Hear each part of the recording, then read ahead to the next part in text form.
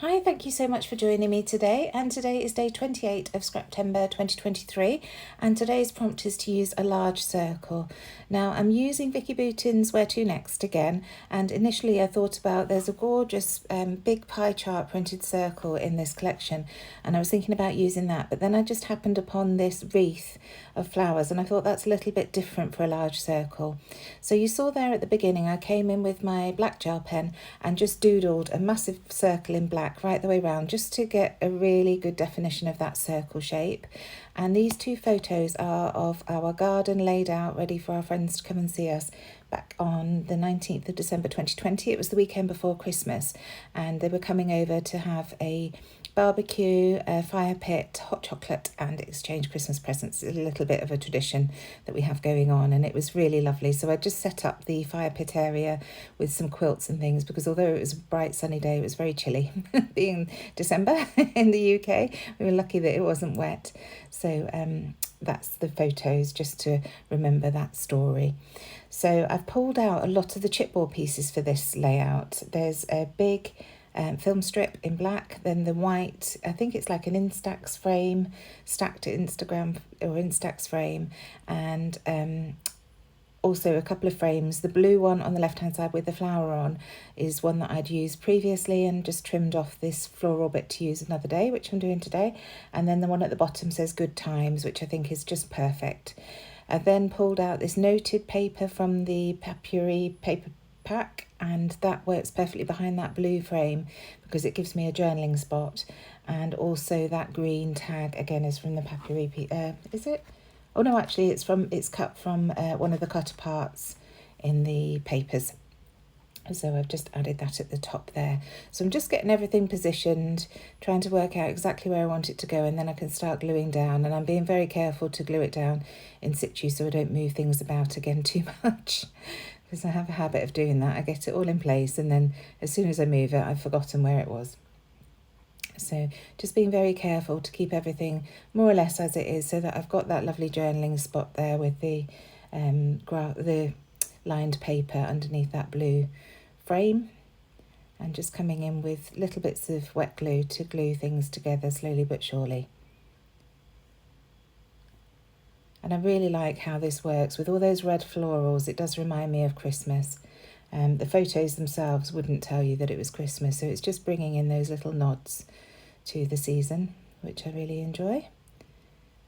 So just trying to get that chipboard frame exactly how I want it.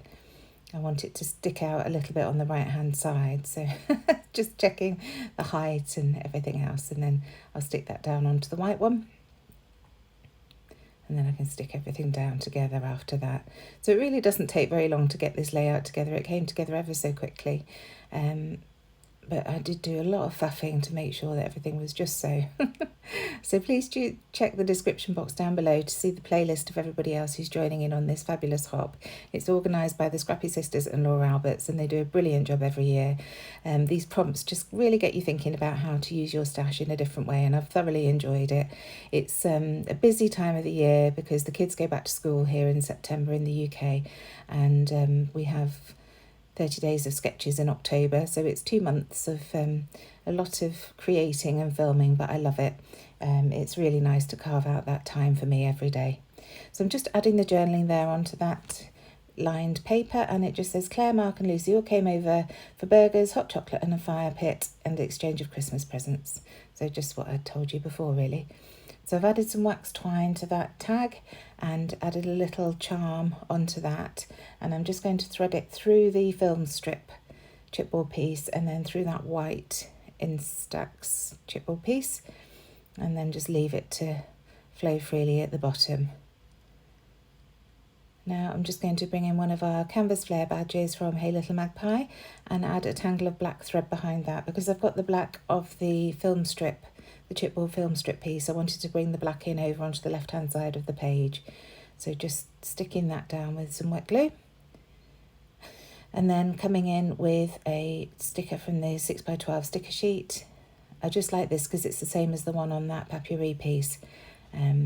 So I'm going to add the date to that eventually, but I do notice this word on one of the branding strips, and it says weekend plans, so I decided to add that underneath the good times.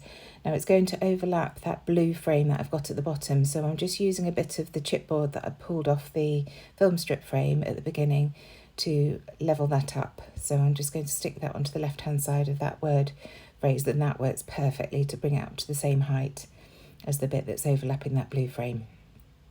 So just gluing that down there. And then I can see what else I can add. So here I am with my roller date. I'm just going to add it to some scrap white card and then stick that down onto that black piece, the black tab that I've added at the top of the photo. And it's quite small compared to the size of the tab, so I am going to bring something else in as well, just to bulk that out a little bit.